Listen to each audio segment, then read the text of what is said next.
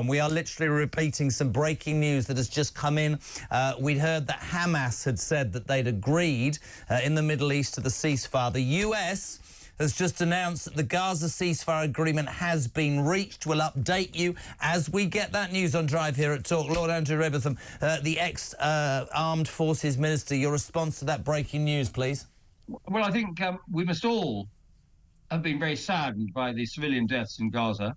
But I'm afraid I take the view with the Israelis that they had to wipe out Hamas because Hamas are dedicated to wiping out Israel. So, I mean, I'm with the Israelis on this. But thank goodness for that, because we must all have nearly shed tears over the devastation and the deaths in Gaza, many of whom were most certainly civilians. And I'm so with you, and I've been abused left, right, and centre for this. It's not a case of what happened on October the 7th is the bedrock. I mean, today we hear that the BBC has sparked more criticism for hiring a new boss at its world news operation, George Aki, who refuses to call Hamas terrorists. They are a terrorist proxy group, like the Houthis are, like we know this, Hezbollah, funded by the mad mullahs of Iran, and sadly, of course, dreadful. Nobody wants to see the humanitarian disaster in Gaza. But if you're dealing with terrorists who use their own people they purport to care about as human shields whilst blowing up other people, unfortunately,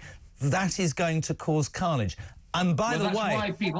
That's why people have stopped listening to the BBC. Yes, because it's biased rubbish, Andrew. It's not... Yeah, I know. It's not... The point is, there isn't everything about the Israelis that I like. I certainly am not a 100% fan of Netanyahu, but, you know, this world, I think that one of the things that happened is that Hamas has been destroyed. I think Iran is much weaker than it was, which I think is very important for Middle Eastern politics and the world thing. But here's a question for you.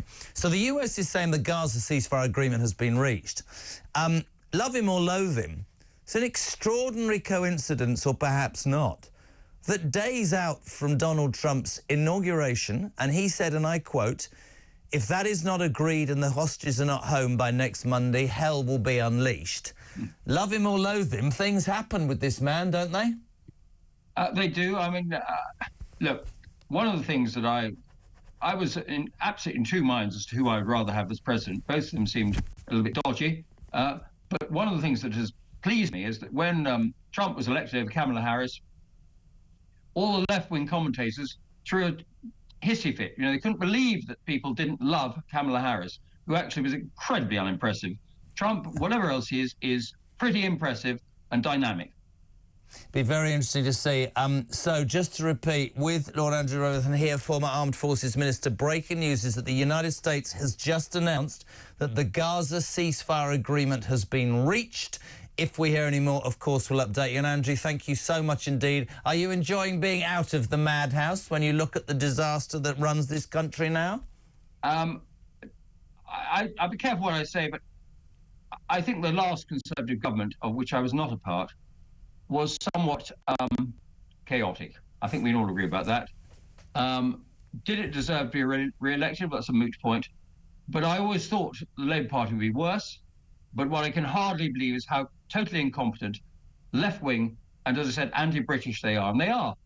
I'm very involved, if I might just go on, with, or I'm trying to get involved with the legacy issues, which this bill that they're going the Troubles bill they're going to repeal, apparently, will allow soldiers from some 50 years ago to be prosecuted and allow Sinn Féin to, or the IRA actually, they allow the IRA to win the peace in Northern Ireland. So the IRA, anybody affiliated who was arrested and held quite rightly to be questioned can get compensation. Soldiers going back 50 years trying to protect this country can be prosecuted, and nobody gives a toss about victims. That, my friends, if you're listening this afternoon, is the ideology behind this Labour government. Andrew Robathan, thank you so much indeed. Please come on again. It was great to have you on.